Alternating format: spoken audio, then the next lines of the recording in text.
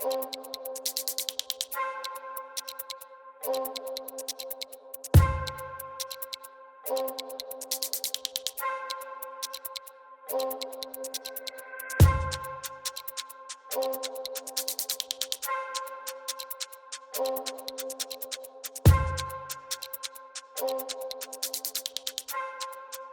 WiiM Ultra is a multi-room streaming DAC and preamplifier that sells for $329 in the USA, but €399 in Europe. So that makes it, I think, affordable by most people's standards. But we have to ask today, is it any good? This episode is brought to you by AudioQuest. With products to fill every need and prices to suit every budget, AudioQuest is made for you. Visit audioquest.com for more information. Now, in a previous video that was more general about touchscreens, I explained why I think the Ultra's most overrated feature is its touchscreen. So my aim in this video is to hone in on or find out the WiiM Ultra's most underrated feature. Now, in a previous video, I mentioned a band called The Hold Steady and lead singer Craig Finn's solo albums. This one is called I Need a New War, but most of his solo albums, they're all bangers. But playing Grant Galena through the WiiM, the artist name and the title shown on the WiiM's touchscreen on the front panel are too small to read from the listening position. And then running the audio through Roon, but they're now playing information displayed on the TV, I think is a more visually satisfying listening experience, right? If you want that information to be displayed in your room. Now, yes, we can change the inputs, we can change the outputs, we can change the EQ presets on that touchscreen, but we have to bend down to use it. And desktop use aside, extended touchscreen use generally means that we've got to crouch down or sit on the floor if we're going to use the WiiM Ultra for a longer period of time. And I think that's kind of, it's not great, is it? Besides, there's nothing on the Ultra's touchscreen menu system that we can't access from the WiiM Home app. Now, I've only really gotten hands-on with the Ultra's volume wheel, which doubles as a play-pause button, and the knob feel there, it's nothing to write home about. It's okay, it's fine.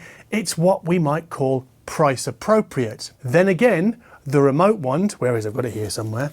The remote wand, that I think exceeds price expectations because it's a Bluetooth remote, and that makes play pause instantaneous. You know how sometimes with infrared remotes you hit pause and then the music pauses?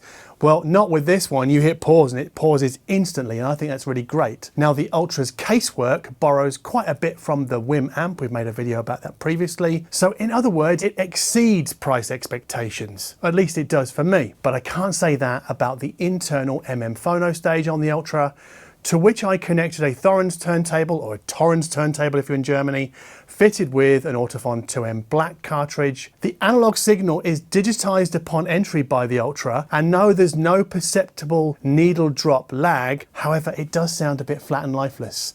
Not dramatically so, but enough to comment on here. And when connected to the Ultra's line level analog input, the iFi Zen Phono, so outboard phono stage, I think that extracts a more convincing presentation from the 2M black cartridge. So this tells us that it's not the Ultra's signal digitization that's holding back the Phono input. So let's just call it a convenience feature and remind people that everything arriving at the Ultra passes through its DAC circuit and then move on.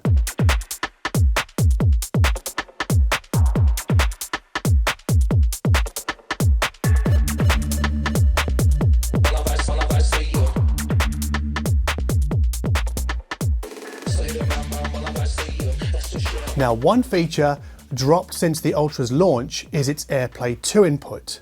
Now, I don't know why, and yes, I did ask WiiM. In fact, I asked them twice actually, and both times they sent me a copy of the boilerplate response that can be found on their website. So I didn't really get any further on why there's no AirPlay 2 on this particular device, but I don't think it's such a great loss. Now, you might think, well, why, John? Why is losing AirPlay 2 not a big deal? Well, essentially, it's because AirPlay 2 With the Ultra and devices like it when using modern iPhones and modern iPads, it's lossy. It's not lossless. So the WiiM Home app shows us that a lossless Apple Music stream sent from an iPhone, in my case an iPhone 13 mini, it arrives at the WiiM Pro Plus as a 256 kilobits per second AAC stream. And it's the same story with Tidal. And this isn't a WiiM thing, it's an AirPlay 2 thing. We've made a video about it before, but I think the B-roll that I'm showing you either now or previously shows us in no uncertain terms that AirPlay 2 streams are lossy. And 256 kilobits per second is lower than the data throughput used by aptX and LDAC that we'd find in many Bluetooth devices. Now the Ultra doesn't have aptX or LDAC on its Bluetooth input. It just does AAC and SBC. And again, I don't think that's an issue because I've really got to ask, like, why would you use the Ultra's Bluetooth input at home when you can use one of its many streaming inputs? And I'm talking about Tidal Connect, Spotify Connect, Google Cast, and Rune Ready. And then there are more streaming services folded into the WiiM Home app, but I don't use those. Now, what about hardwired connectivity? So the regular digital ins and outs on the back of the Ultra, so I'm talking about Toslink and coax, are similar to the Pro and the Pro Plus. But the Ultra's HDMI ARC socket opens the door to enhancing the sound of the Netflix experience and the YouTube experience. And I love this actually, the optional auto sensing and auto switching inputs are such a nice touch. So if I turn my TV on and then have sound coming out of it for, I think, for more than a second, then the Ultra will switch over from, say, a streaming input to the HDMI ARC input. But it's not only that, because HDMI ARC also puts Apple Music on the big screen with the slight compromise of non-bit perfect playback. And as explained in my touchscreens video, it's far more relaxing to browse Apple Music from the comfort of the couch than it is to sit on the floor and sort of peck away at a touchscreen. At least I think so anyway. Not that the WiiM OS gives us that kind of option. We can't select music from its touchscreen. Now, as a preamp, we can tap the Ultra's single subwoofer output and its bass management system to take control over the quality of the bass being pushed into the room. Now, I found that really useful because the Klipsch Heresy IV overpressurized my 6 meter by 5 meter room in the mid bass. So cutting the Klipsch off at the knees with a high pass filter and then low passing a KEF KC62 subwoofer gives me control over the crossover point and, crucially, bass gain. So I have more control over what comes into the room in the lower frequencies. And in this setup, I use the WiiM Ultra as an analog preamplifier feeding the Audiolab 9000A in power amp mode because it works as an integrated as a preamp and a power amp. And unfortunately, as we might expect from the Ultra's price point, it doesn't sound as full or as fleshy or as meaty as the Audiolab's own internal preamplifier. And none of the Ultra's output voltage settings, because you can change them inside the app, none of those could alter the findings from this side-by-side comparison. But what about the internal DAC? So listening side by side, the Ultra to me sounds more musically alive than the Pro Plus, but only just. But I still think it's worth the extra $100, especially when we factor in the Ultra's volume rotary, its superior casework, its broader hardwired connectivity, including HDMI and MM-Phono, and also the front panel touchscreen, because even though I'm not a massive fan, that doesn't mean that many of you aren't. And the Pro Plus has none of these features.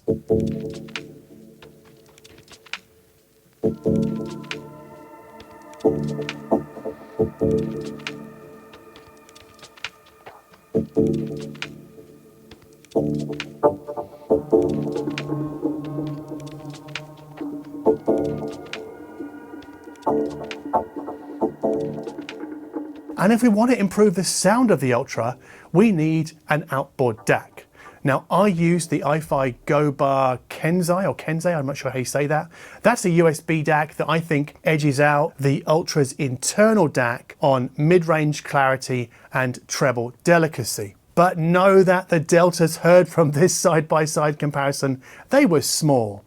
And let's be honest, the iFi more than doubles our spend. So I don't necessarily think that adding a $400 DAC to a $300 streaming DAC in this case, makes a lot of sense, but we'll come back to that in a moment. Now the iFi has its own volume control buttons, but for dongle DACs that don't, the Ultra's variable output also extends to its digital outputs, including USB.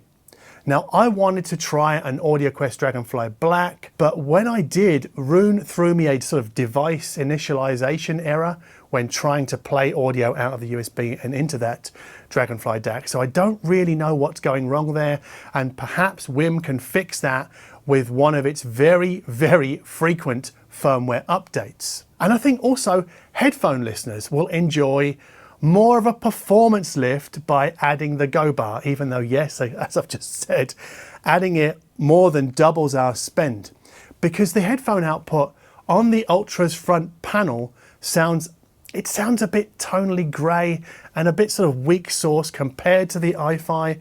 It's fine with a sort of price commensurate headphone like the Meze 99 Classics, but that's no different to many sort of streaming products or integrated amplifiers that just put a headphone socket on the front panel for convenience. So yeah, I think like the Phono stage, the headphone socket here is a convenience feature. But if you have iFi money, I'd recommend adding a Chord Mojo 2 DAC to the WiiM Ultra instead, because I really think it's very much worth the extra cash, especially for headphone listeners.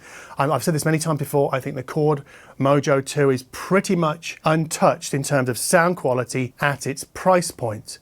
So even the little WiiM Mini, when paired with the Mojo 2, sounds better than the Ultra standing alone. And yes, that was a side-by-side comparison.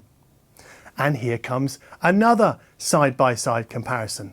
So basically, any WiiM streamer feeding the Mojo 2 will sound better than the Bluesound Node X and the FiiO R7. Now, I don't mean night and day better, but I think it's slightly cleaner with layer separation and more obvious with microdynamic avidity. But if you don't know what any of that means, or you're confused by my subjective descriptors, just ignore them and just know it's better. So I think that's really something to think about. And something else to think about is how the Ultra and the Mojo 2, they offer the same feature set as the Node X, well, more or less anyway. But I think, yeah, the WiiM and the Chord combo aces the Bluesound on sound quality. Now, we also have to ask, how does the sound of the Ultra standing alone stack up against the Node X? So another side-by-side comparison tells us that it's close, but no cigar. So the Bluesound edges out the Ultra on instrument separation and soundstage width, but because we're talking about DACs here where the deltas are smaller than with different rooms, different speakers and different amps, I'd score the WiiM at a 5 out of 10 and the Node X at a 5.5 out of 10.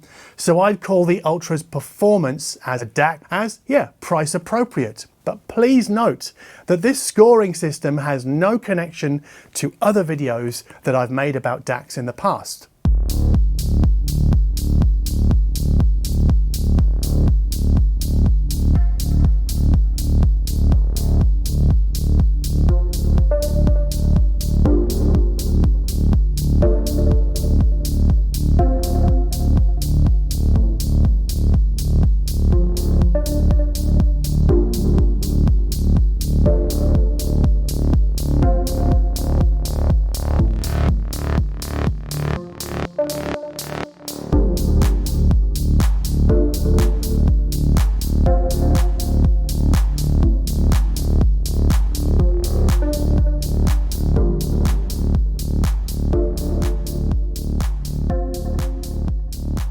Now, one of the most talked about features of future Fi products like the WiiM Ultra is their inbuilt room correction. Now, the Ultra's inbuilt room correction software is similar to what we've seen already from Buchart and Piega in their active loudspeakers. So that means the iPhone's microphone reads the sound heard at the listening position and corrects the the hi-fi system's output sort of automagically. And it's easy to use because it's not taking multiple readings, and also we can't edit the correction curve. But the flip side of this ease of use is that the room correction software, I think in this case, is somewhat of a crude tool. However, having said that, it did temper the Klipsch's mid-bass hump, which I would definitely call a win in my particular situation here. My room is treated and only really needs help in the bass, so I curtained the room correction at 300 Hertz. You can curtain it from below and from above, which I think is also a very useful feature. But please remember that room correction cannot do anything about a room's mid-range and high-frequency reverb problems. Now, the Ultra's room correction takes place inside the WiiM Home app. So too does the 10-band parametric EQ, which is useful if you already know what you want to adjust in the frequency domain. But a really nice touch here is how each input can be given its own EQ settings and on a per channel basis. So you can give certain EQ adjustment settings to your left speaker and then different ones to your right speaker if you want to. But again, you need to know what settings to apply, and I think that's for power users more than it is for beginners. But the WiiM Home app is also where we set the high and low pass filter points for the sub. It's where we turn on the auto sensing of inputs. It's where we adjust the bit and sample rate of our analog sources digitization. It's where we inspect the bit rate of incoming streams. And yes, the touchscreen gives us that information as well, but it's far too small to read from the listening position. And the WiiM Home app is also where we change the Ultra's output from fixed to variable, and it's where we specify the analog output's voltage level. And I think because of all these advanced level features, these nice touches, the WiiM Home app is one of the best apps to ship with a streaming product at any price.